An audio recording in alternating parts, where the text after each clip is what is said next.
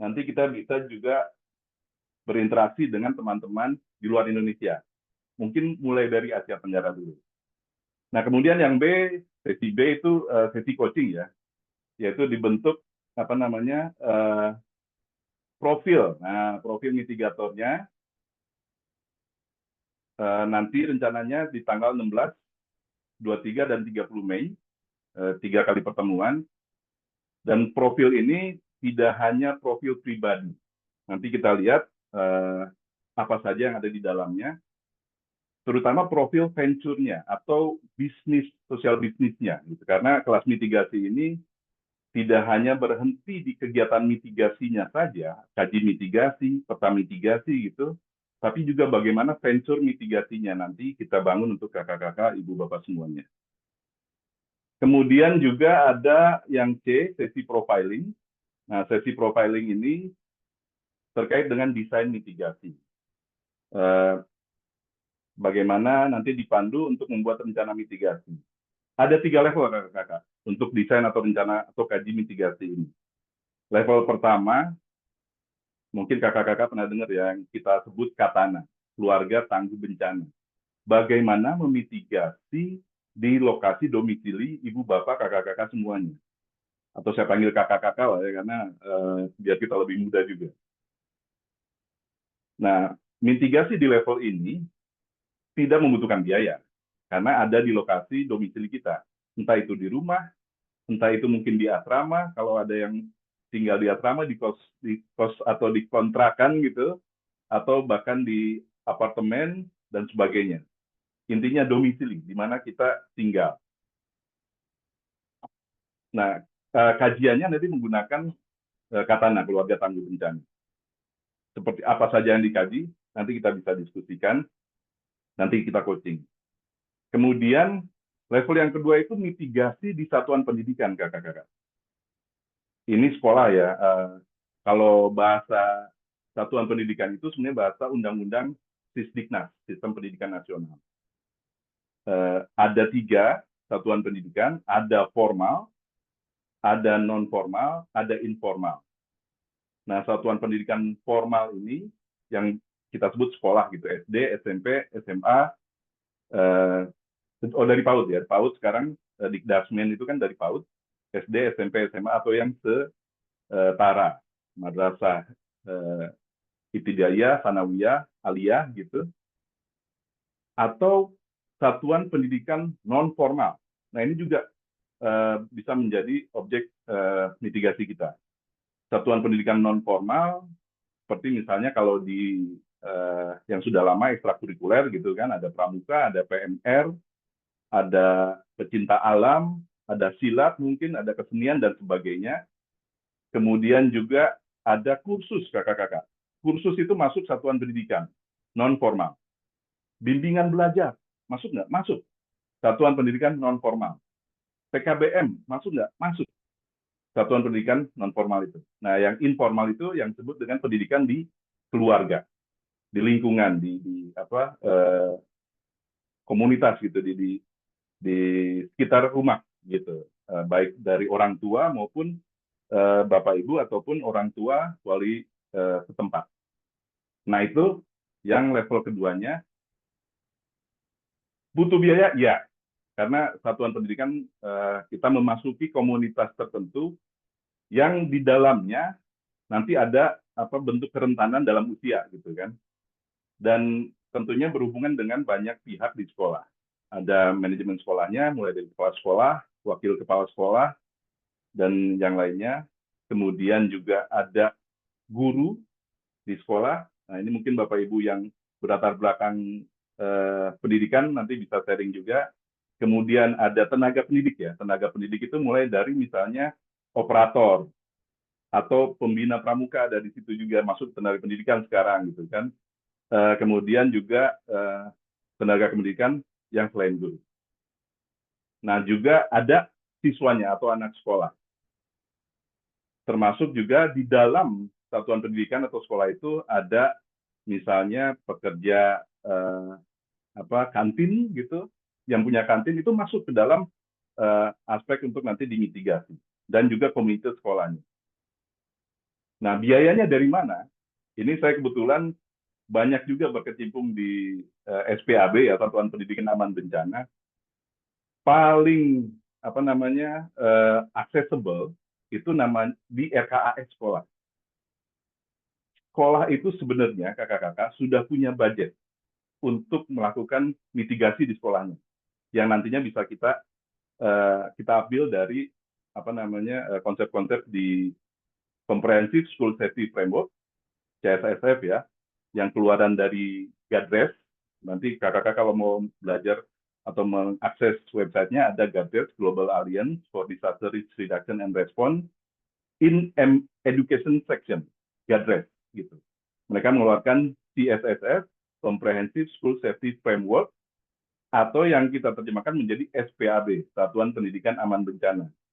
Ada satu pondasi 3 pilar, itu terkait SPAB. Dilalah kakak-kakak, semua sekolah itu sudah pernah melakukan, walaupun mungkin belum SPAB namanya, yaitu pada saat pandemi. Semua sekolah sudah membelanjakan apa namanya disinfektan, membelanjakan masker, membelanjakan sabun cuci tangan, gitu kan, untuk menghadapi pandemi atau bencana pandemi. Itu SPAB. Hanya pada saat itu belum tahu. Pandemi tahun 2020, Permendikbud SPAB dikeluarkan tahun 2019. Hanya mungkin belum tersosialisasi. Nah, tinggal bagaimana nanti kakak-kakak kita enrichment, saling memperkaya agar bisa mengarahkan sekolah mengakses RKAS-nya untuk mitigasi sekolah. Nah, kemudian level yang ketiga, nah ini mungkin yang nanti agak butuh apa namanya perlu waktu, perlu sumber daya juga, dan perlu peningkatan kapasitas lagi, baik di kakak-kakak maupun di kami gitu ya. Itu mitigasi di tingkat desa atau kelurahan atau kecamatan. Nah, ini kita tahu ada Destana, Desa Tangguh Bencana, ada Keltana ya, Kelurahan Tangguh Bencana, kemudian juga ada Kencana, Kecamatan Tangguh Bencana. Kalau Destana, Keltana itu keluaran dari BNPB programnya, kalau Kencana itu keluaran dari Kemendagri, Kementerian Dalam Negeri. Tapi sama, apa namanya, latar belakangnya sama. Dan saat ini BNPB sedang melakukan intervensi untuk Destana, Keltana, dan Kencana melalui standar minimum pelayanan ya, SMP. Nah, itu top down. Bisa dibilang kebijakan-kebijakan yang top down. Mungkin kakak-kakak juga sebagian besar aware, tahu tentang kondisi ketangguhan lokal ini, di mana dari 86.000 desa dan kelurahan yang kita punya, yang ada di Indonesia, data terakhir baru 1.200 yang terpapar Destana atau Keltana itu. Belum nyampe 10%-nya. Jadi masih banyak sekali desa, kelurahan, kecamatan yang perlu mitigasi. Dan disitulah peran mitigator masuk ya. Nanti kakak-kakak kita bisa sama-sama masuk ke situ. Apalagi satuan pendidikan, Kak. Satuan pendidikan di Indonesia itu ada 500.000 tadi ya, sekolah baik yang formal maupun non formal. Nah, non formal apalagi nih? Dia belum terdeteksi pesantren misalnya. Berapa pesantren yang sudah terpapar SPAB, PKBM dan sebagainya, kursus bimbel dan sebagainya. Itu juga nanti menjadi objek dari mitigasi kita. 500.000, baru 24% data dari Seknas SPAB kemarin yang sudah terpapar mitigasi atau SPAB. Bayangkan Kak, 500.000 baru 24%-nya. Jadi masih banyak sekali objek SPAB atau satuan pendidikan yang nanti bisa menjadi intervensi dari kakak-kakak sebagai mitigator ya, seperti itu. Nah, kajian dari atau desain mitigasi ini, kajiannya nanti akan dituangkan dalam bentuk peta. Dulu waktu SD kita diajarkan tentang ada peta yang standar, ada peta tematis. Peta tematis ini yang kita ambil untuk masukkan ke dalam mitigasinya. Sehingga ketika kakak-kakak sudah sampai sesi D ini, menyelesaikan sesi D ini, kakak-kakak akan punya kajian mitigasi, gitu, akan punya peta tematis mitigasi, yang secara tidak langsung itu menjadi profil venture mitigator, gitu, untuk nantinya menjadi daya tawar. Nah, ini saya mungkin masih kasih angin surga lah gitu ya. Kemarin Pak Lilik, Pak Deputi, ini bisa masuk ke dana desa Karangga. Ini bisa masuk ke Kemensos Tagana. Ini bisa masuk ke apalagi SPAB, Dinas Kementerian Pendidikan. Betul Pak, saya bilang. Betul sekali. Tapi ini harus dibangun, harus bersama-sama. Gitu. Kami di Akademi Mitigasi mencoba dengan menawarkan kelas mitigasi ini. Seperti itu. Dan bangunan kelas mitigasi ini yang sekarang kita mulai, yang pada tanggal 10 April lalu di launching, itu juga menjadi venture saya, terus terang, kakak-kakak, Bapak Ibu. Karena saya mengikuti satu program Master Humanitarian di Roxburgh, Switzerland, yang diwajibkan untuk membuat venture. Nah, saya sudah 5-10 tahun ke belakang punya pengalaman, punya pekerjaan di proyek-proyek humanitarian. 2007 saya bergabung dengan salah satu PT yang mengerjakan proyek-proyek pasca tsunami Aceh. PT loh waktu itu 2007, SBN Consulting namanya. Kita juga membuat public training, gitu, in-house training terkait proyek-proyek humanitarian, termasuk BLU pada saat itu. 2008 saya bergabung dengan FAO untuk vaksinasi flu burung, pada saat itu masih awal-awal ya, 3 tahun. 2010 saya bergabung untuk rabies, eradikasi rabies di Bali. 2014 saya bergabung di JICA, Japan International Cooperation Agency, untuk adaptasi perubahan iklim pada petani. Gitu terus sampai saya mengerjakan salah satu proyek disaster preparedness dengan Partai Nasional Gerakan Pramuka dan pendanaan dari WSF, World Scout Foundation, dan Al-Walid Foundation. Dan ini terbangun terus. Sampai saya dikirim menjadi WOSOM Consultant atau Pramuka Dunia, dan melatih mitigasi, gitu, melatih humanitarian action di India, di New Delhi, November 2002 lalu, dan di Malaysia, di Kuala Lumpur, Desembernya 2022. Pada saat itu, saya surprise juga. Masih banyak ternyata yang belum mengakses mitigasi ini atau disaster risk reduction, pengurangan risiko bencana. Nah, hal-hal seperti itu coba saya tuangkan, dan inilah ketika nanti kita kenalan juga dengan Mas Kiriakos ya, Pak Ruben. Saya diajak untuk gabung atau mengikuti program Master Humanitarian MBA di Roxburgh.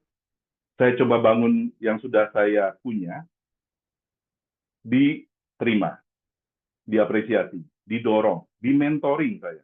Sehingga saya bisa bikin konsep ini, saya bisa mengajukan ke Pak Deputi, dan diapresiasi, dan mendapat dukungan terutama dari kakak-kakak peserta yang bergabung di siang hari ini.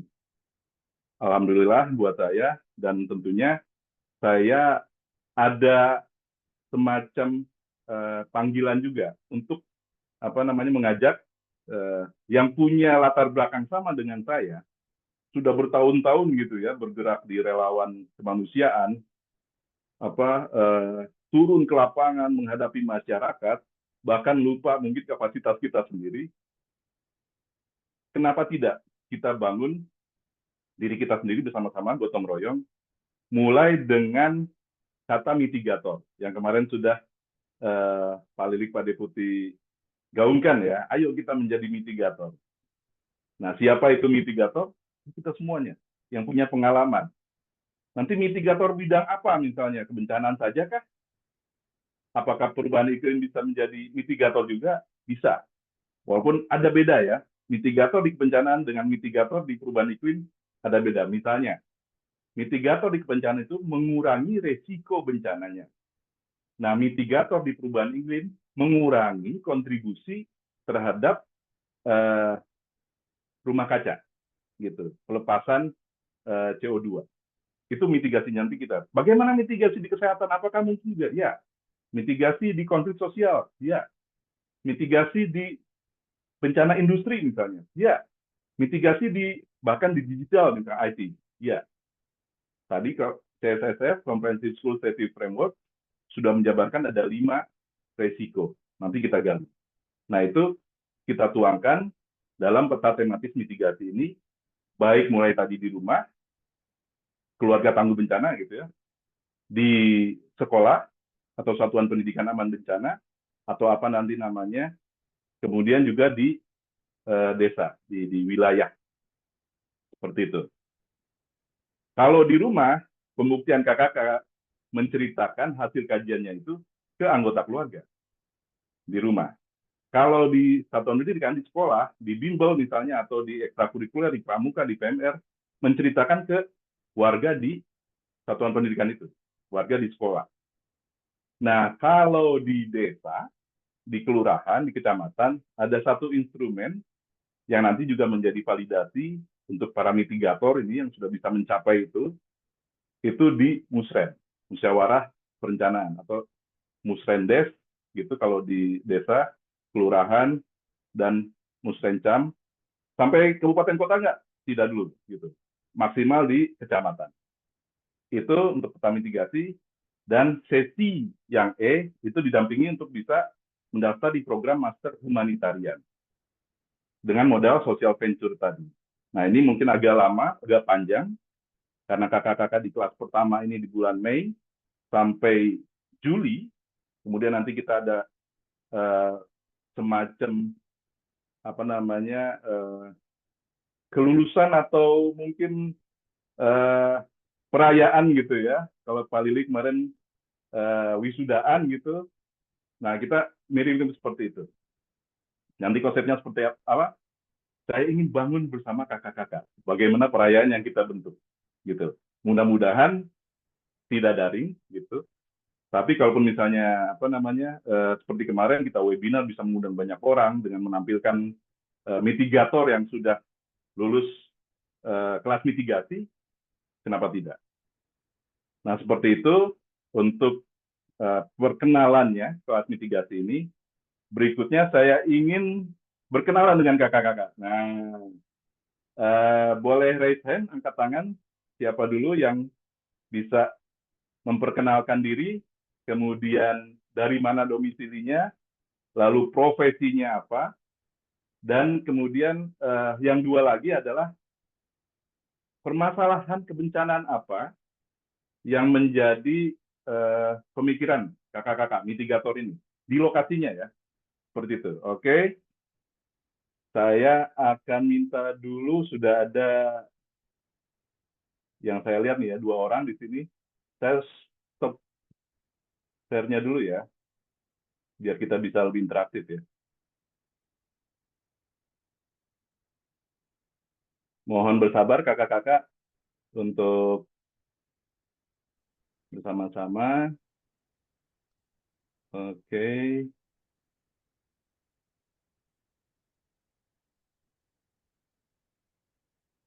Ya, saya baca di status kakak-kakak ya. Sudah ada 3 di sini, ada Kak Sinaga, Kak Novira Dianto, dan Kak Yudhistira. Nanti setelahnya saya akan minta satu persatu sampai semuanya. Nah, setelah itu baru saya minta mentor-mentor saya, Kak Sony juga ya, mentor-mentor saya untuk memperkenalkan diri dan juga memberikan masukannya. Sudah ada Kak Mas Kiri di sini dan Pak Ruben, kemudian nanti Kak Basit juga saya mintakan. Jadi 4 orang dulu, 3 orang nih ya.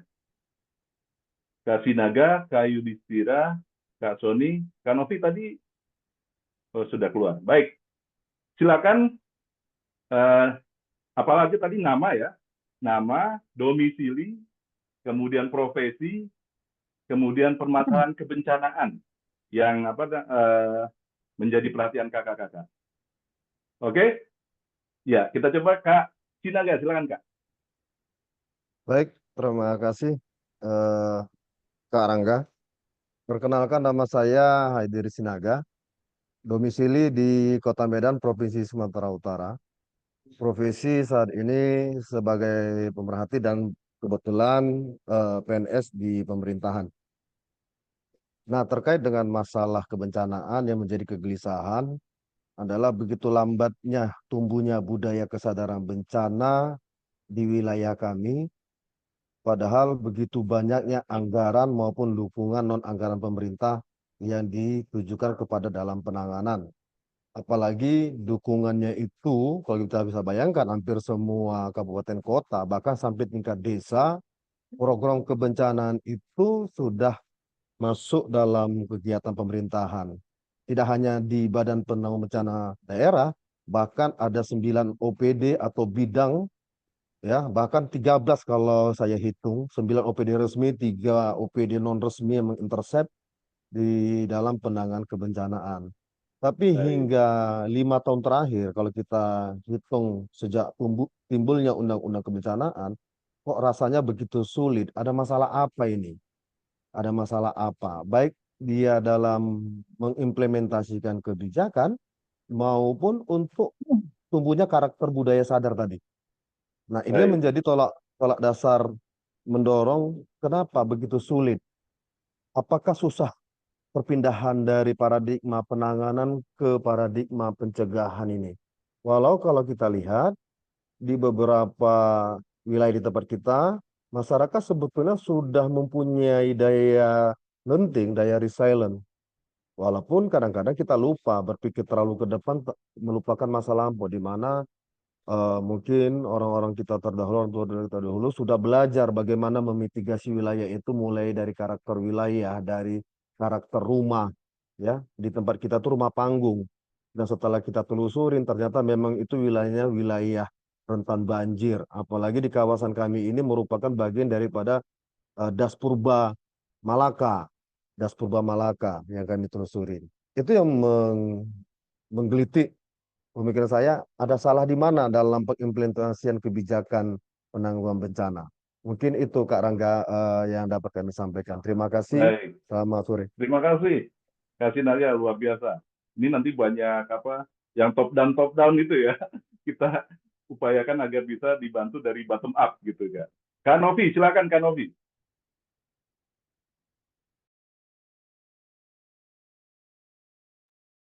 Kak Novi masih di mute itu, apa bisa di Ya, unmute dulu? oke, oke. Ya, Terima kasih Kak Rangga. Kenalkan, nama saya, nama KTP-nya Novir Hadianto. Domisili di Kota Bekasi. Mengenai keresahan yang saya alami sebagai penggiat kebencanaan, sebagai masyarakat umum juga merasakan kegelisahan dan keresahan. Apa sih nih kendala hulu ke hilirnya sebuah disaster gitu loh, sebuah bencana gitu loh. Nah, saya pun di penggiat kebencanaan coba merangkum melalui mitigasi. Saya coba konsep dari hulu. Yang bisa saya lakukan di Kota Bekasi adalah saya membuat sempat kerjasama dengan penggerak pramuka tentang kebencanaan juga, tentang mitigasi, membuat namanya Patmameter, membuat alat sederhana untuk sebagai alat warning system lah sebutnya gampangnya. Alhamdulillah berjalan dengan baik. Sudah kita terapkan. Itu di hulu, karena hulu itu ada mencakup Bogor dan Kota Bekasi. Alhamdulillah alat itu berjalan dengan baik, masyarakat bisa teredukasi dan ketika ada tanda itu bisa mengevakuasi dengan segera dan tidak berdampak kerugian material. Rumahnya pun bisa dievakuasi dengan baik, alat-alat yang berharga bisa dipindahkan ke tempat yang lebih aman. Itu mengenai konsep di hulu di Kota Bekasi. Nah sampai hilir pun saya juga ada keresahan karena nggak keresahan adanya banjir rob. Saya waktu itu iseng-iseng main ke namanya Muara Gembong. baik. Ini kok pesisir kok nggak ada namanya mangrove gitu loh. Yang ada tambak, yang ada pembabatan pohon mangrove untuk membuat perekonomian masyarakat dah. Itu tahun 2027 status tanahnya sebagai hutan lindung karena tempat endemiknya terakhir lutung Jawa, ada satwa endemik. Nah, kita teman-teman ini bergerak nih berbasis ya komunitas kecil-kecilan, adalah kita membuat gerakan moral. Kita konsep 5 tahun, jangan kita bergerak mulu, artinya kita coba buat namanya adopsi baby mangrove dengan konsep tanam, rawat, olah, nilai ekonomi. Jadi kita juga buat ini nanam mangrove nih dari konsep hulu ke hilirnya. Jadi kita nggak tanam doang, tapi nggak dirawat, nggak kita olah. Alhamdulillah dulu masyarakat sempat juga khawatir. Adik kita nih, ada apa nih kok tanah main tanam aja, karena merasa tanah saya beli katanya. Terus ada perubahan status ekonomi dari hutan lindung menjadi hutan produktif.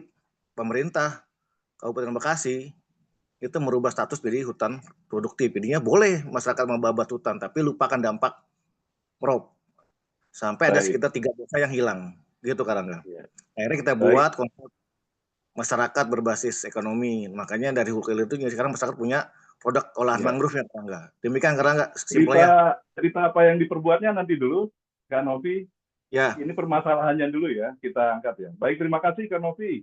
ya Nanti nanti. kita bisa cerita apa yang diperbuat itu. Di kelas meeting Nanti aja ada. jangan dulu buru-buru. Itu bukan cuma dulu Karangga. Ya, sabar dulu ya. Terima kasih Kak Novi. Ya. Selanjutnya tadi Kak Yudis, masih bersama kita Kak Yudis. Oke, silakan Kak Yudis. Masih. Baik, terima kasih. Karangga, bismillahirrahmanirrahim. Assalamualaikum warahmatullahi wabarakatuh.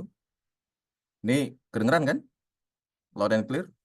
Jelas. Loud and clear. Oke. Baik, mohon izin perkenalkan, nama saya Tri Yudhistira atau dipanggil Yudis. Saya kebetulan saat ini posisinya ada di Kepulauan Banyak, di Aceh Singkil.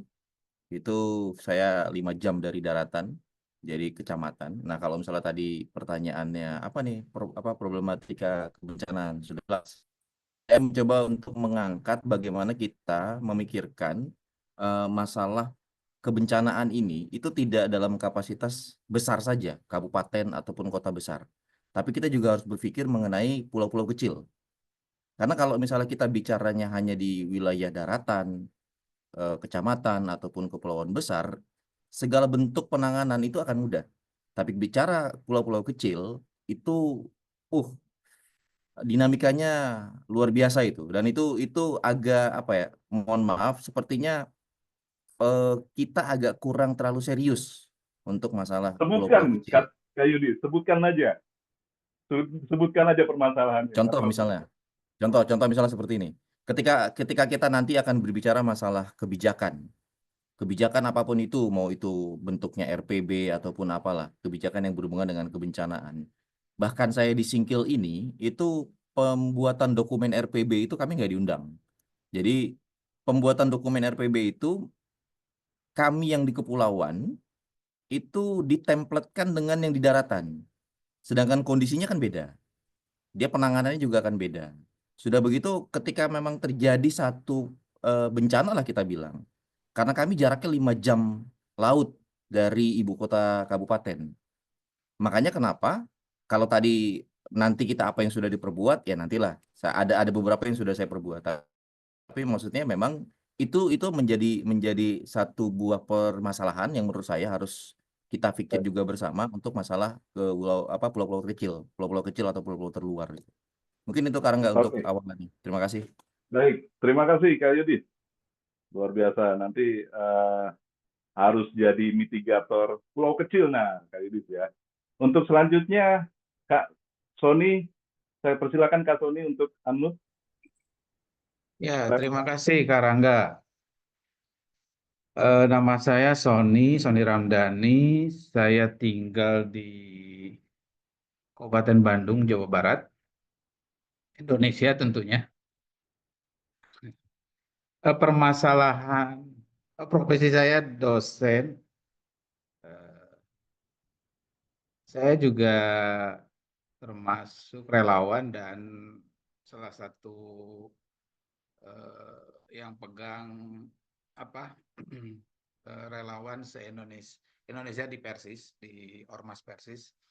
Kebetulan saya ketuanya, ketua relawan kebencanaannya. Di kampus saya juga masalahnya gini, di kampus saya ada program juga untuk kebencanaannya. Jadi kebencanaan masuk kurikulum di kampus. Kemudian kita juga ada desa binaan. Kita membentuk destana, tapi ternyata ada juga desa yang tidak mau dibentuk destana. Saya juga nggak ngerti. Padahal itu daerah bencana dilewati oleh sesar Lembang dan ada gunung aktif begitu ya. Tapi nggak mau dibentuk destana. Saya nggak ngerti kenapanya gitu ya. Mungkin itu jadi PR juga. Kemudian di Ormas ini kebencanaan ini kita sudah sampai tingkat dari pusat sampai ke kecamatan begitu ya. Tapi mereka itu masih paradigma tanggap bencana. Saya sudah dari 2017 sebetulnya sampai sekarang paradigmanya tetap masih belum berubah. Agak sulit memang, tapi ya itu mungkin ya kenapa ada guru, kenapa ada mitigator, ada apa sehingga harus terus-terusan dan mereka menganggap bencana itu kalau di masyarakat itu ya bencana itu nanti saja dari Allah itu mah gitu ya. Jadi pasrah, mungkin pasrah gitu ya. Sehingga tidak ada usaha untuk mengurangi ya dengan mitigasi, dengan kesiapsiagaan. Mungkin itu Baik. masalah yang masih sekarang, sampai sekarang dari 2017 saya, sampai sekarang masih saya hadapi kesadaran itu. Itu aja, Kak Rangga. Iya, luar biasa ya permasalahan yang dikumpulkan oleh Kak Sony, baik yang di komunitas, di Ormas, nanti akan banyak nih mitigasinya nih Kak Sony ya. Terima kasih. Tadi yang resen lagi Kak Sri ya, atau Kak Fitri? Kak Fitri Dewi. Ya, silakan unmute dulu Kak Fitri Dewi. Ya, silakan Kak. Iya. Assalamualaikum warahmatullahi wabarakatuh. Kak Fitri. Saya aktif di Taruna Siaga Bencana. Saya tinggal di Kabupaten Bandung. Sama-sama Pak Sony ya Pak Sony. Untuk Tangga dong ya. permasalahan, kalau untuk permasalahan untuk di wilayah saya, khususnya tempat saya tinggal ini, yang saya lihat adalah kalau musim kemarau di sini tuh sangat kekeringan ya, sangat kekeringan. Terus suka ada kebakaran juga, tapi itu akibat ulah ada pembukaan lahan atau ada pembersihan lahan sih sebenarnya. Masalah lainnya sama tadi, tidak jauh beda dengan apa yang dipaparkan oleh Pak Sony. Masih kurangnya masyarakat untuk menyadari tentang kesiapsiagaan dalam menghadapi kebencanaan.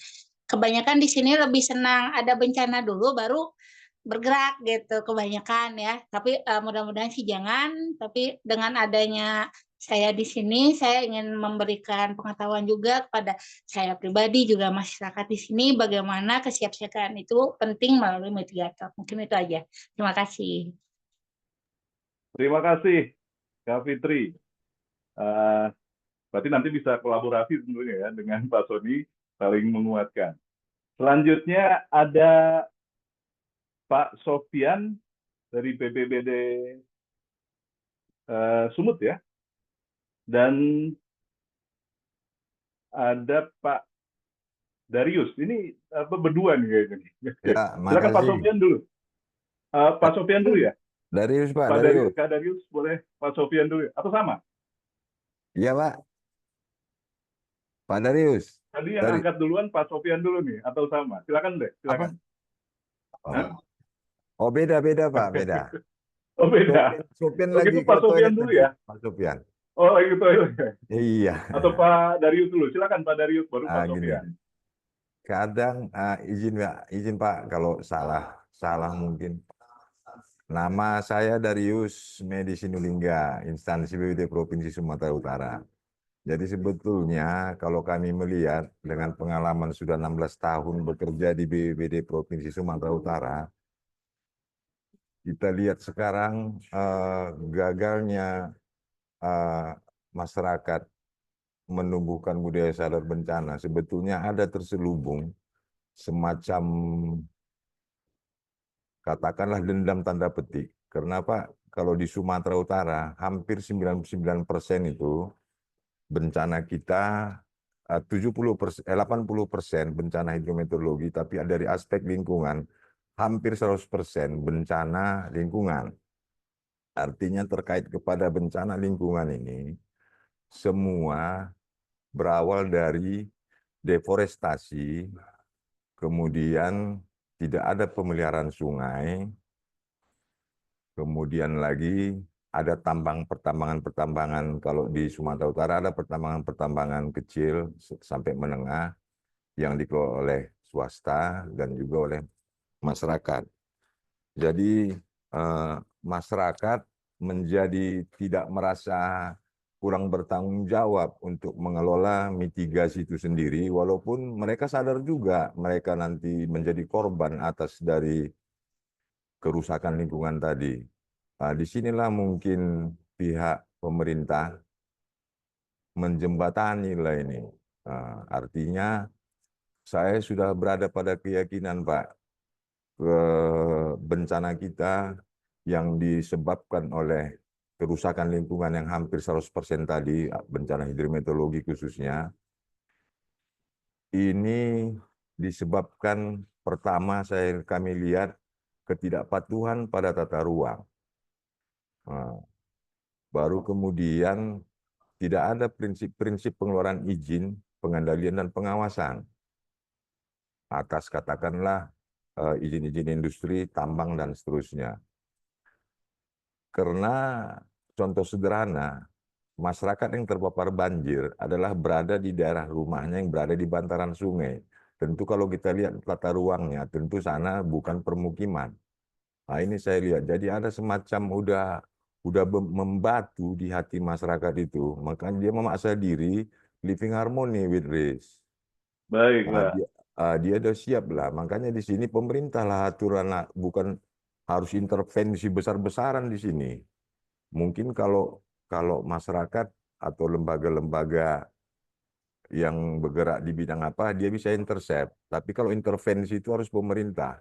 Ini saya lihat ketika Pak Jokowi mengancam, ini soal penegakan hukum, Pak, mengancam kalau terjadi Pak karhutlah. Darius, kita tahan dulu untuk cerita intervensinya. Kita kumpulkan permasalahan ini dulu ya. Nah, itu permasalahannya, Pak. Jadi Ya, oke, baik. Kita itulah ya. kumpulkan dulu.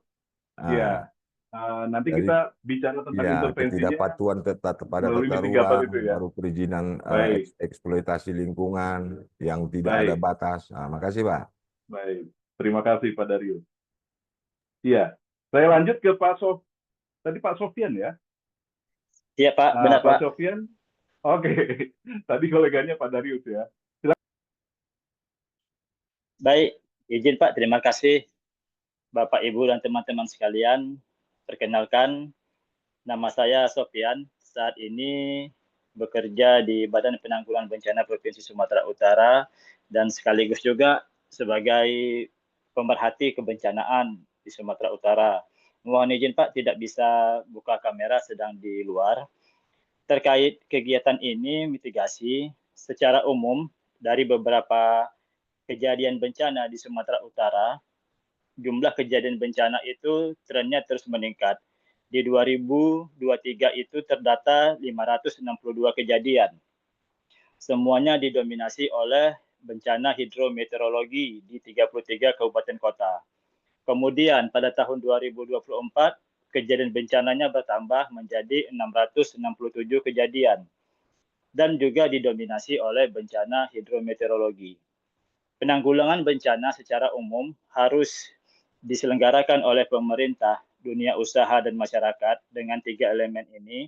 Dan kita di Sumatera Utara juga sudah mengembangkannya menjadi heptahelik dengan 8 unsur elemen. Maka secara umum, permasalahan utama kebencanaan yang kita pandang di Sumatera Utara itu meliputi beberapa aspek. Selain dari pemerintahan terkait kebijakannya, Kemudian yaitu kurangnya kesiapsiagaan dan pengetahuan masyarakat, umumnya di 33 kabupaten kota itu terhadap Baik. potensi maupun ancaman bencana yang ada di wilayah masing-masing. Kemudian kurangnya koordinasi dan respon, baik dari pemerintah, dunia usaha, masyarakat, maupun elemen lainnya. Ketika ada bencana, langsung. Namun responnya pun juga sangat lambat dan tidak efektif. Kemudian dampak sosial ekonomi akibat bencana. Setelah bencana terjadi, ini jarang sekali kita melakukan kajian atau kebutuhan pasca bencananya, seolah-olah terlupakan. Sehingga penanggulangannya itu menjadi tidak efektif. Kemudian akibat dampak sosial ekonomi bencana ini akan muncullah peningkatan kemiskinan, pengangguran, juga menjadi masalah yang signifikan. Secara penyakit mungkin Pak ya?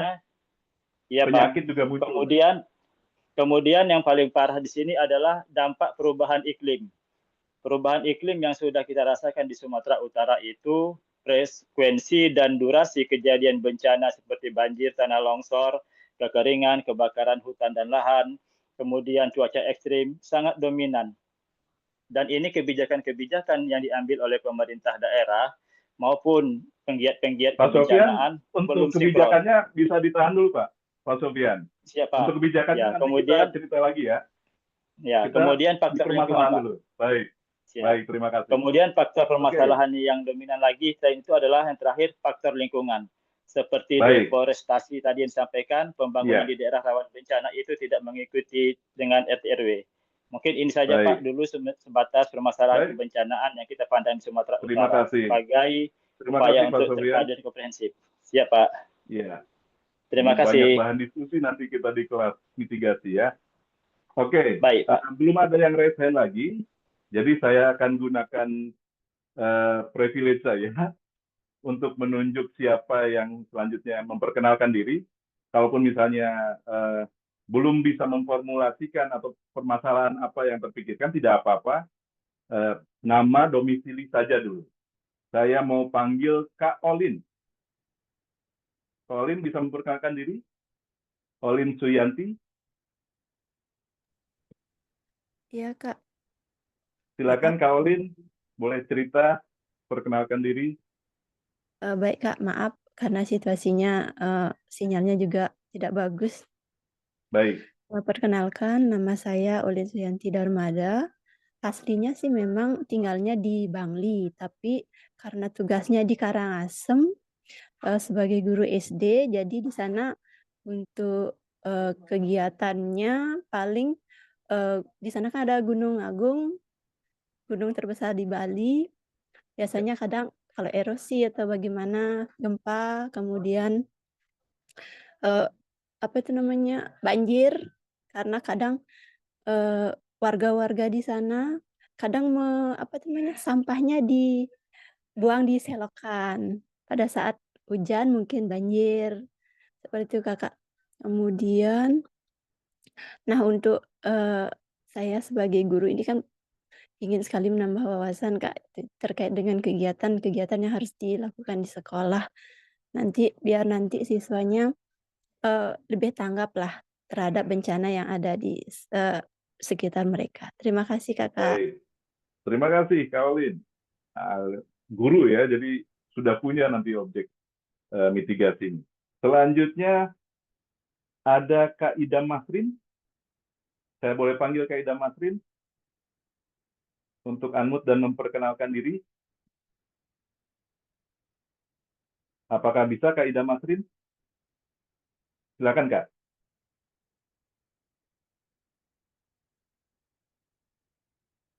Boleh di-unmute dulu Kak Idam? Suaranya belum keluar. Speakernya dinyalakan.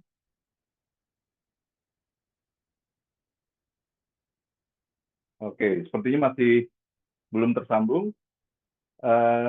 Saya mau minta Kak Den Apung. Nah, Kak Den Apung sudah buka video nih. Silakan Kak Den Apung. Apakah bisa di-unmute dan perkenalkan dirinya? Nama, domisili di mana? Den Apung? Ya, Assalamualaikum. Waalaikumsalam. Saya dari Garut Selatan, Kak. Nama lengkapnya siapa, Kak? Apung Roni. Siap. Silakan lanjut, Kak. Iya. Dari Garut Selatan, Kak. Cuman Baik. ke pantai mah sekitar 13 kilo di Siap. daerah Profesinya apa, Pak Apung? perangkat desa. Perangkat desa. Iya. Di desa apa, Pak? Desa Cike. Cikeet, baik. Permasalahan kebencanaan apa, Pak Apung, yang jadi pemikiran? Permasalahannya di sampah, Kak. Kalau di desa mau di sampah. Jadi kesadaran masyarakat tentang sampah itu masih minim, Kak. Ya, kedengar, Kak? Ya, baik. Selain sampah, ada lagi atau sampah yang bikin bencana itu, Kak? Iya, sampah kan bikin bencana. Edukasinya ke masyarakat kan pra bencana, pasca bencana, dan sesudah bencana. Pra bencana edukasi ke masyarakat tentang sampah, himbauan-himbauan itu cuma himbauan gitu, masyarakatnya belum sadar bahwa sampah Baik, juga bisa jadi bencana dan bisa jadi penghasilan. baik. Ya, nanti terkait bagaimana itu jadi penghasilan, kita diskusi lanjut, Pak Apung, ya. Terima Iya, kasih, Pak Apung. iya, siap. Baik, selanjutnya saya mau Tangguh. salam tangguh, salam mitigator. Iya, siap. Saya mau panggil dulu Kak Ahmad Mulyono. Apakah bisa perkenalkan diri, domisili, profesi, dan permasalahan kebencanaannya?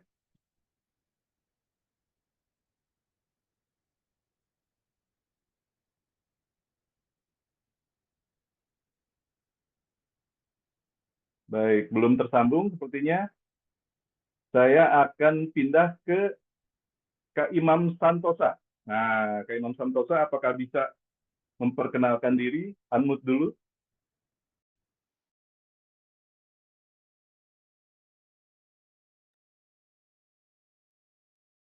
Apakah Pak Imam Santosa bisa dibuka speakernya dan perkenalkan diri? Baik, belum tersambung. Saya akan pindah ke Pak Darul. Nah, Pak Darul. Apakah Pak Darul bisa berkenalan, memperkenalkan diri?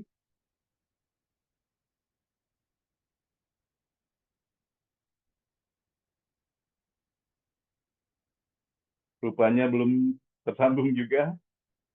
Ada Pak Abdoli. Nah, Pak Abdoli bagaimana? Apakah bisa unmute dan memperkenalkan diri?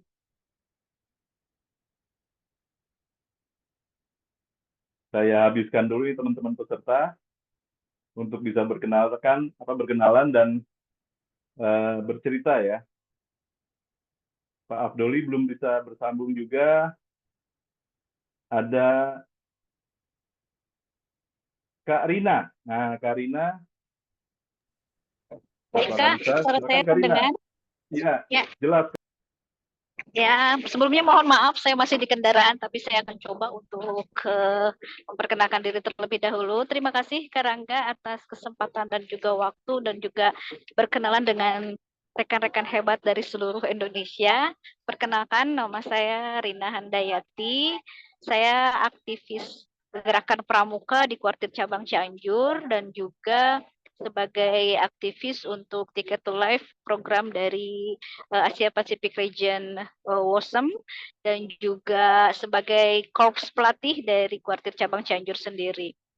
Tentang kerelawanan itu saya sudah bergerak mungkin bersama Kak Rangga dari tahun kalau saya mungkin masih jauh dari Kak Rangga ya, cuma kita pernah Baik. bersama-sama dari tahun 2018.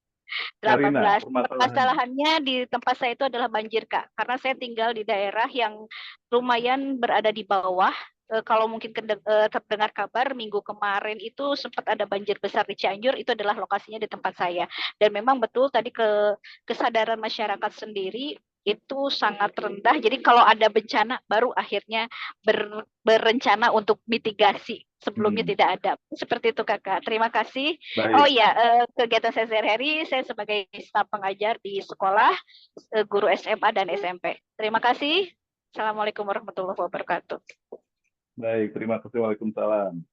Nah, terakhir untuk kakak-kakak peserta, ada Kak Pugut. Kak Pugut boleh unmute dan buka mic-nya untuk berkenalan.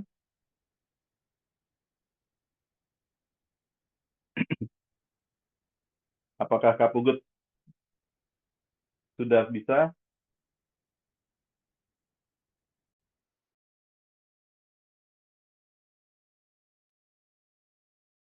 Baik, kalau belum bisa, saya akan berikan kesempatan kepada dua mentor saya.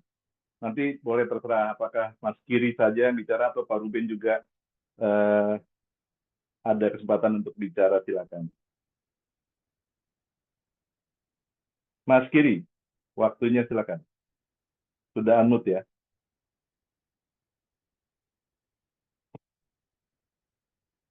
Halo Mas Kiri.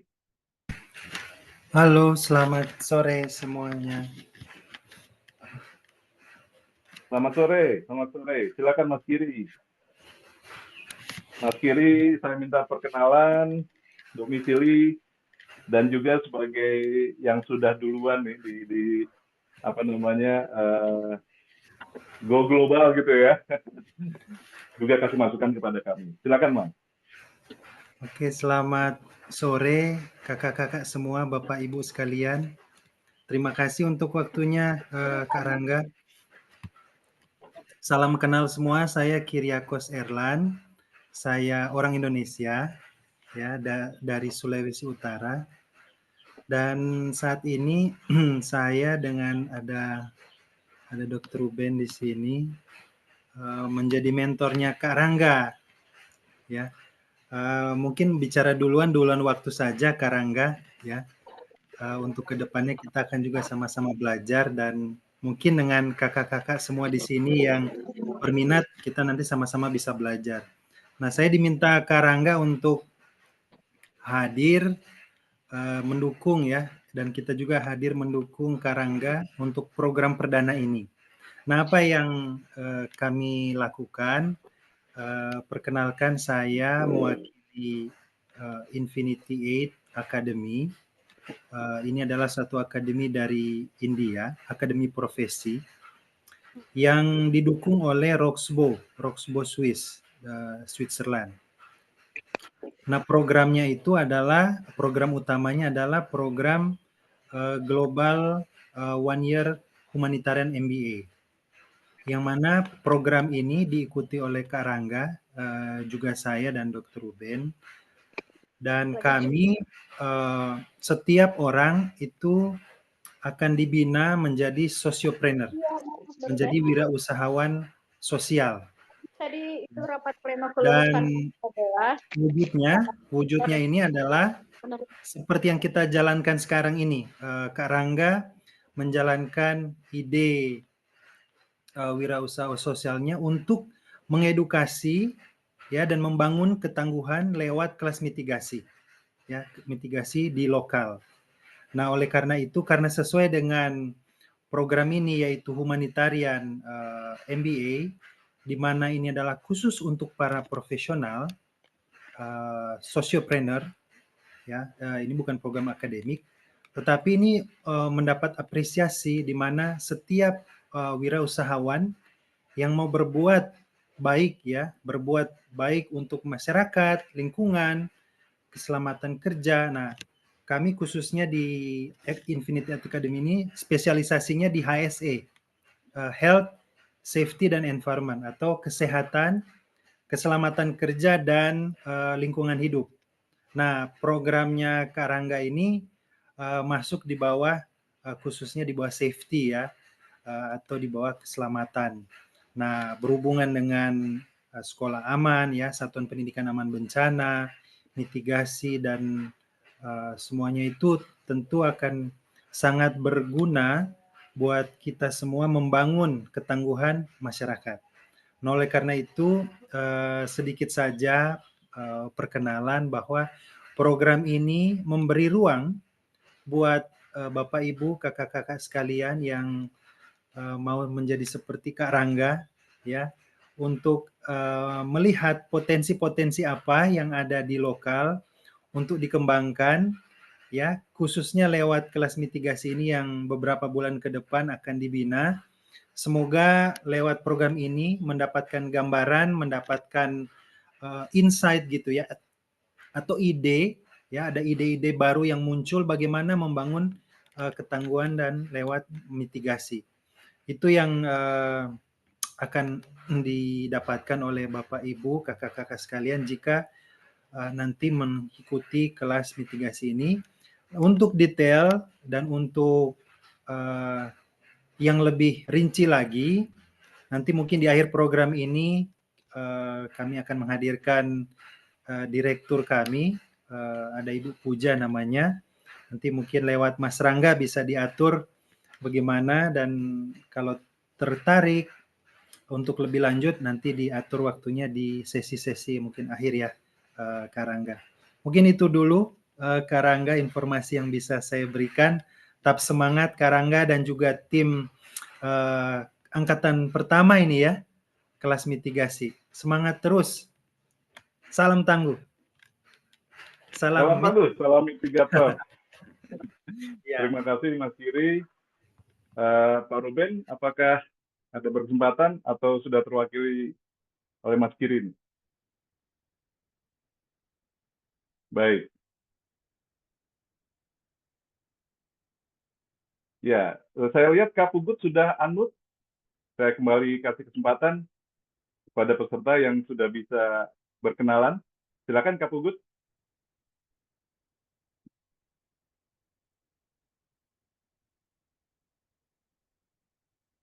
Oke, mungkin lain waktu ya.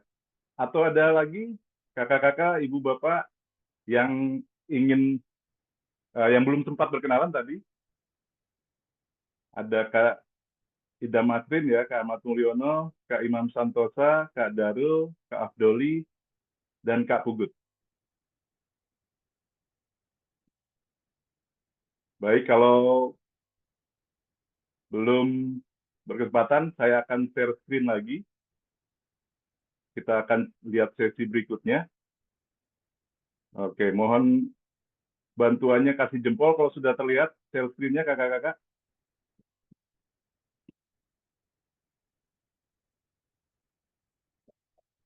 Ya, sudah terlihat ya. Baik.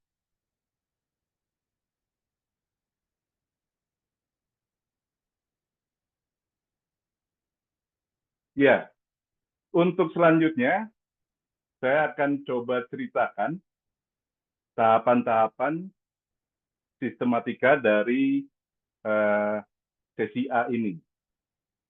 Yaitu ada tentang ID mitigator dan profilnya. Nah, di sesi A, kita akan bicarakan mengenai apa itu sistematika dan tugas-tugasnya. Di sistematika ada biomitigator. Nanti biodata mitigatornya saya minta dilengkapi. Kemudian ada yang namanya pendukung. Nah, selain kita gitu kan secara personal, tapi juga kita punya pendukung. Apa itu pendukung? Siapa itu nanti bisa kita jabarkan lagi. Kemudian pengalaman. Nah, pengalaman kita, terutama yang berkaitan dengan pekerjaan ya, itu juga nanti masuk ke dalam ID mitigatornya atau profilnya. Nah, yang terakhir ada yang namanya KAP. Kalau kakak-kakak yang biasa melakukan riset, KAP itu knowledge, attitude, dan practice ya. Ini saya terjemahkan menjadi keahlian, practice, pengetahuan, knowledge, dan attitude atau sikap. Keahlian apa saja yang nanti bisa kita gali, pengetahuan apa saja yang perlu diungkapkan dulu oleh kakak-kakak, dan juga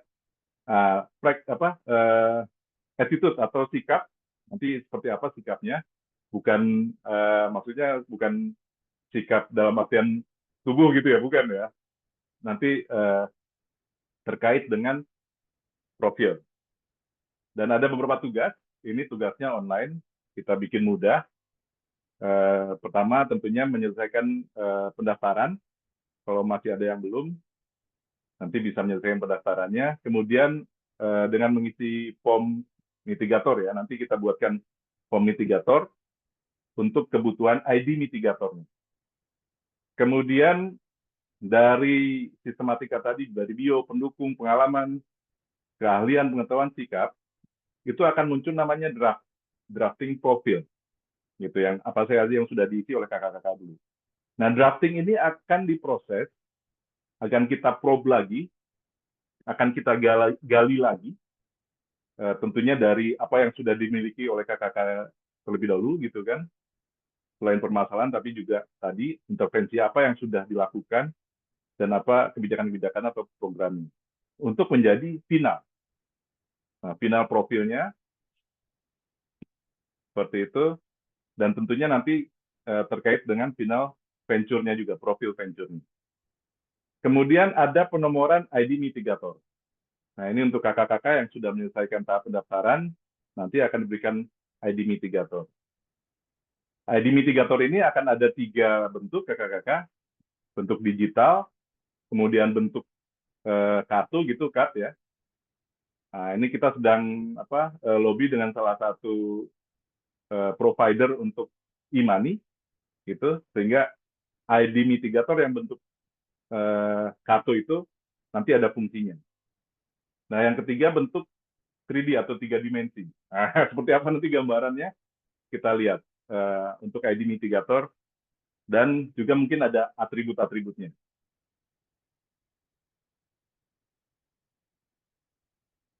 Baik. Nah, ini gambarannya kakak-kakak. Oke, sudah terlihat ya. Bio itu ada 4, tentu nama kita, kemudian kontak ini yang paling mudah, nomor WA ya. Apakah nanti termasuk juga nomor email dan sebagainya. Ini untuk profil Kak ya, untuk profil. Kemudian domisili bisa tempat tinggal, bisa aktivitas sehari-hari. Dan terakhir untuk di biodata itu profesinya, latar belakang profesi.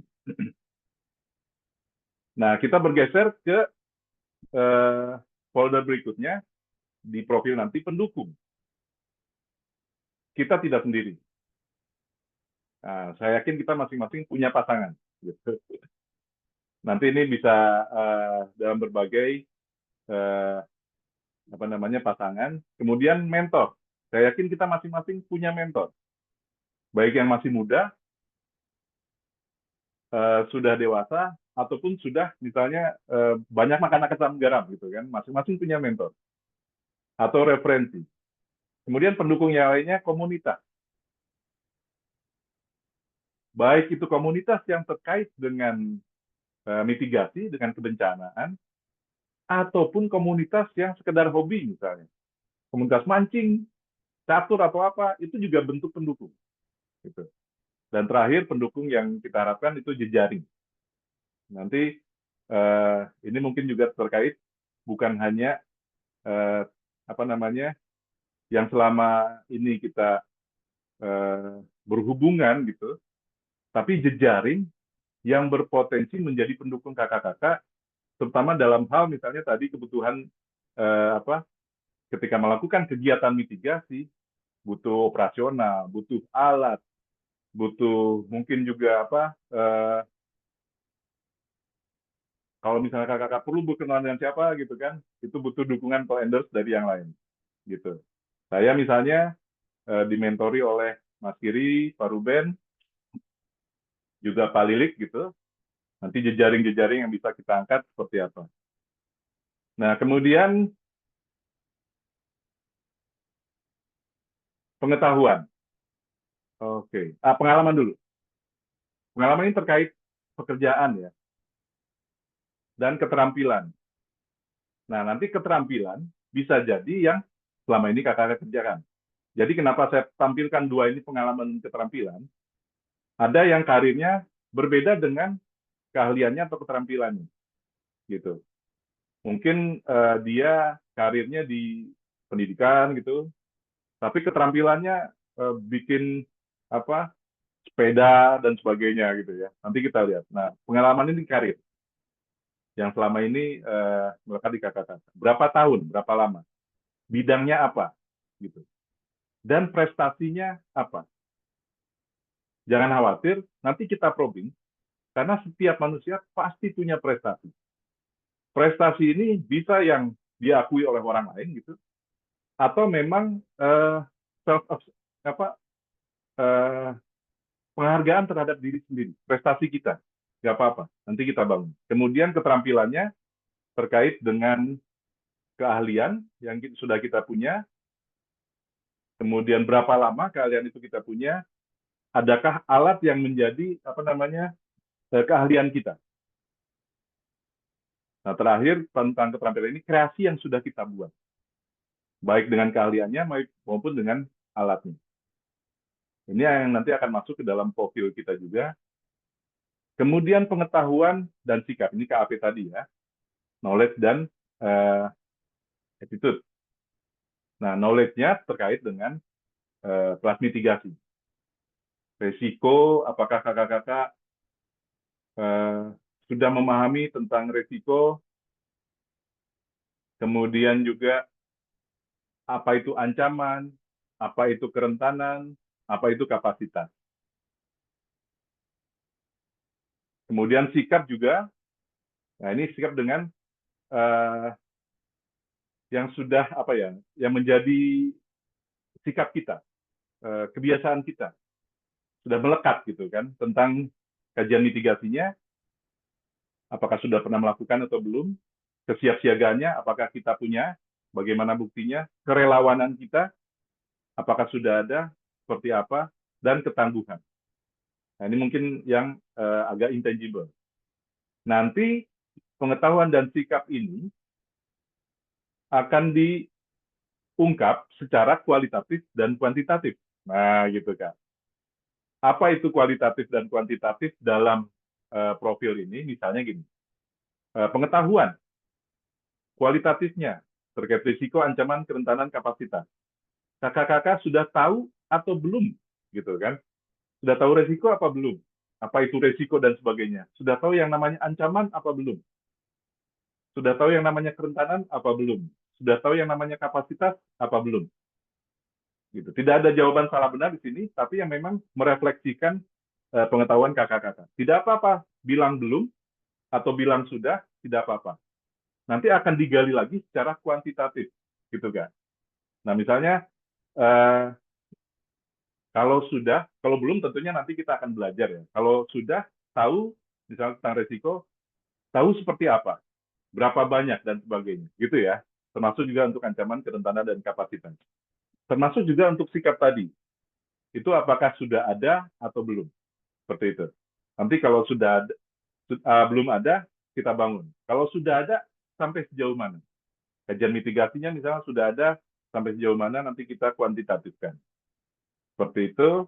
Nah, bagaimana, ini profil ya, bagaimana dengan ID mitigator? Muncul nggak nih? Kita lihat. Oke. Mungkin kakak-kakak sebagian sudah bisa menebak ID mitigator seperti apa yang akan dibangun. Nah, ini dia. Yang kemarin sudah kita serah terimakan prototipenya ke Pak Deputi 5 Kemenko PMK, Pak Lili Kurniawan ya. Ini prototipenya. Jadi di ID mitigator itu nanti ada nama, ada kode dan nomor dan asalnya. Jadi kodenya M misalnya, nomornya Pak Lilik ini mulai dari 00100, asalnya atau background-nya gitu, kita cantumkan PMK. Gitu. Bagaimana dengan misalnya bapak-bapak dari BPBD, nanti asalnya dari BPBD atau Tagana, bisa TGN, bisa Tagana, nanti bisa kita aturkan. Nah, ada 3 tingkat mitigator atau ID mitigator. Ada level Gator. Nah, ini kita semua yang baru daftar ini dikumpulkan jadi level Gator. Nanti level Gator sudah melewati kelas mitigasi, sudah punya venture, sudah punya ujian mitigasinya, peta tematis mitigasi, dan ada objek mitigasinya.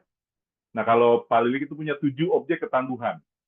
Nanti coba boleh koreksi kalau salah ya. Ada rumah, ada sarana pendidikan, sarana kesehatan, sarana ibadah, sarana perkantoran, sarana perdagangan, gitu kan, sama satu lagi objek vital. 7 objek ketangguhan dari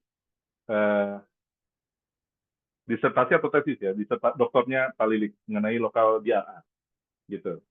Nah, itu bisa menjadi venture kita. Nanti isinya apa saja? Apa terkait profil plus. Nah, plus dengan budgeting, strategi pemasaran. Yang sering di-mentoring ke saya oleh Pak Ruben, Pak Dr. Ruben itu SSO Karangga. Sistem strategik organisasi. Itu harus ada di tiap venture. Oke, kita nanti laksanakan.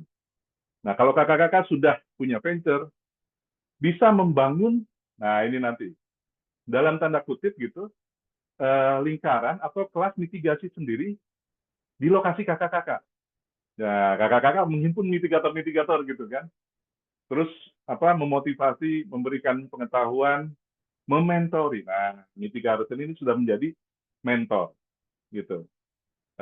Saat ini yang saya declare gitu berstatus mentor baru Pak Lilik dulu. Nah, gitu. Saya sendiri mungkin mentor-mentoran. Nah, nanti kita kaji bareng-bareng. Itu 3 tingkatan mitigator. Dan mitigator ini pun menjadi sekarang ini kita bangun komunitas sendiri. Karena Pak Lilik sudah bercerita waktu dia sekretaris utama BNPB, Setama ya, BNPB, pada masa pandemi waktu itu kepala BNPB-nya Pak Doni Monardo, kakak-kakak sudah tahu juga bahwa ada kebutuhan untuk membuat istilah bagi mereka yang berprofesi di kebencanaan. Nah, kakak-kakak. Dia tawarkan, nah dia waktu itu konsultasi ke teman-teman PAN-RB, Pendayagunaan Aparatur Negara dan kepegawaian negara pada saat itu. Mungkin saya tidak tahu apakah sudah ada BKN gitu, Badan Kepegawaian Negara, atau masih di bawah PAN-RB. Pak Lilik tawarkan istilah relawan bencana. Karena kita banyak kan relawan-relawan ini. Tidak bisa masuk ke dalam sistem kepegawaian. Kemudian dicari lagi istilah fasilitator misalnya. Karena BNPB waktu itu banyak mencetak fasilitator Destana, fasilitator Kaltana gitu kan. Fasilitator SPAB juga dengan Kemendikbud pada saat itu untuk SPAB. Coba ditawarkan istilah fasilitator. Tidak masuk juga. Terlalu luas. Tidak spesifik. Akhirnya, yang menjadi titik temunya istilahnya tenaga kebencanaan. Kurang sering sebenarnya Pak Lilik gitu dengan istilah tenaga kebencanaan ini gitu. Jadi banyak teman-teman di BNPB, terutama yang fungsional katanya, itu jadi embel-embel di belakangnya atau istilahnya tenaga kebencanaan. Dia bilang kalau pada saat itu Karangga udah diskusi dan udah nyebut mitigator ini, saya akan pakai istilah mitigator untuk didaftarkan ke Menpan RB. Dan itu juga yang akan yang menjadi niat beliau, niat Pak Lilik akan mengendorse mitigator ini gitu kan, agar bisa masuk ke dalam sistem kepegawaian nasional kakak-kakak. Ini ungkapan langsung ke saya, dan ini menjadi motivasi saya dari seorang mentor yang sudah makan asam garam kebencanaan ya. Pak Lilik itu kan dari mulai sebelum di BNPB beliau di BPPT, kemudian gabung BNPB, kemudian menjadi direktur kesiapsiagaan pada saat itu, dan pencegahan kalau nggak salah. Sekarang dibagi 2, direktorat mitigasi dengan direktorat kesiapsiagaan. Pada saat itu Pak Lilik masih di kesiapsiagaan dan pencegahan, kemudian menjadi deputi. Deputi 1 kalau nggak salah, menggantikan almarhum Pak Wisnu. Kemudian menjadi Setama, sekretaris utama di BNPB, sempat jadi deputi lagi di logistik. Nah, sekarang ketika ada posisi deputi 5 bidang koordinasi penanggulangan bencana dan konflik sosial di Kemenko PMK, beliau ditarik oleh Pak Menko. Nah, jadi secara posisi jabatan mungkin salah satu yang tertinggi nih, yang paham benar bagaimana penanggulangan bencana, seperti itu. Nah, jadi kita punya mentor yang oke lah untuk mitigator ya, dan kemarin pun di keynote speaker ketika launching kelas mitigasi dan webinar HKB, beliau mengajak, siapa yang mau ikut jadi mitigator, gitu. Nah, kemudian juga ada lokasi mitigasinya, di mitigasinya gitu. Seperti contoh di sini, Pak Lilik lokasinya di Jogja, karena dia waktu itu doktoralnya untuk doktoralnya memitigasi di Merapi. Dan tentunya bidang atau jenis atau spesialisasinya. Nah, Pak Lilik spesialisasinya di lokal DRR, gitu, ketangguhan lokal. Nanti kakak-kakak, ibu bapak juga kita probing spesialisasinya di mana, gitu. Itu untuk sesi berikutnya. Seperti itu. Nah, ini masih kalender terakhir. Bagaimana saya menerjemahkan agar mitigasi itu menjadi kata yang mudah dimengerti? Karena tidak semua tahu dan bisa menerjemahkan atau memahami itu, ibu bapak kakak-kakak. Bagi saya, salah satu contoh mitigasi itu sedia payung sebelum hujan. Karena dengan kita sedia payung, kita mengurangi resiko kena hujan atau basah kuyup gitu ya, seperti itu. Nah ini bagi saya, menurut saya, sebenarnya mitigasi itu sudah menjadi budaya lama di bangsa kita. Banyak sekali istilah-istilah, banyak sekali perumpamaan-perumpamaan yang menggambarkan mitigasi. Karena bangsa kita, ya memang sejak dari dulu berhadapan dengan kondisi medan dan alam yang sangat rentan terhadap kebencanaan, baik itu geologis, itu ada kita berada di pertemuan 3 lempeng ya, kemudian vulkanologis, kita ada di lingkar cincin api, gunung api, kemudian kita ada di 3 samudra, sehingga hidrometeorologinya pun luar biasa, perubahan iklim di kita pasti dihadapi terus, gitu. El Nino, La Nino juga lewat sini, seperti itu. Dan kemudian tentunya karena kita heterogen, multicultural, kita juga punya ancaman atau yang perlu dimitigasi di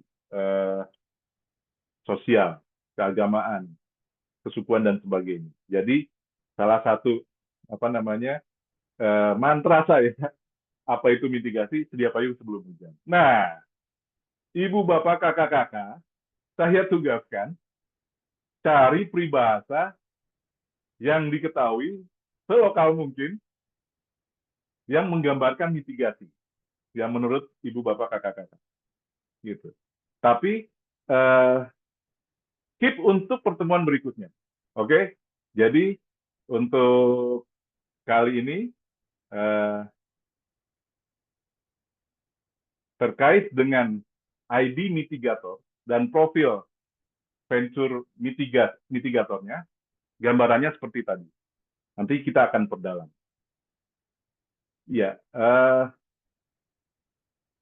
selanjutnya saya persilakan.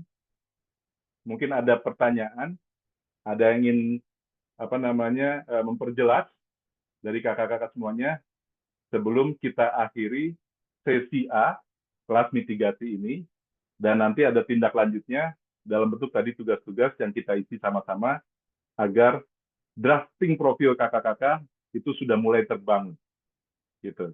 Dan nanti akan di-appraise, akan dinilai oleh Pak Deputi langsung juga, karena beliau sangat berkepentingan gitu kan dengan para mitigator ini. Saya persilakan, baik kakak-kakak peserta, bapak-bapak dari BPBD, atau mentor saya Pak Ruben, Mas Kiri juga silakan jika ada yang mau ditambahkan atau diperjelas terkait mitigator sesi A kelas mitigasi ini.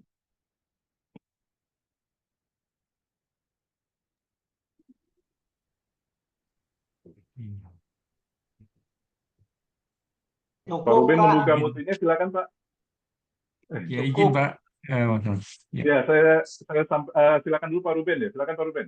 Oke, terima kasih. Saya sebagai observer dulu memperhatikan bagus sekali ini yang disampaikan. Semoga semua kelas ini bisa tamat selesai ya.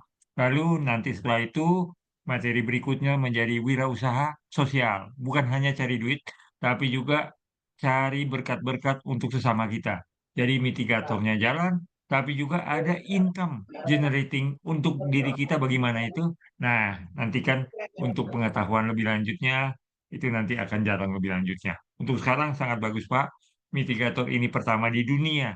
Indonesia ini, bahkan di dunia saya lihat di web cari-cari, nggak ada istilah mitigator.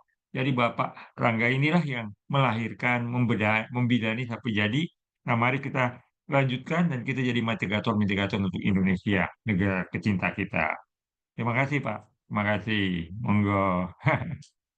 Terima kasih Pak Ruben, motivasinya dan juga penjelasannya untuk nanti sesi-sesi berikutnya.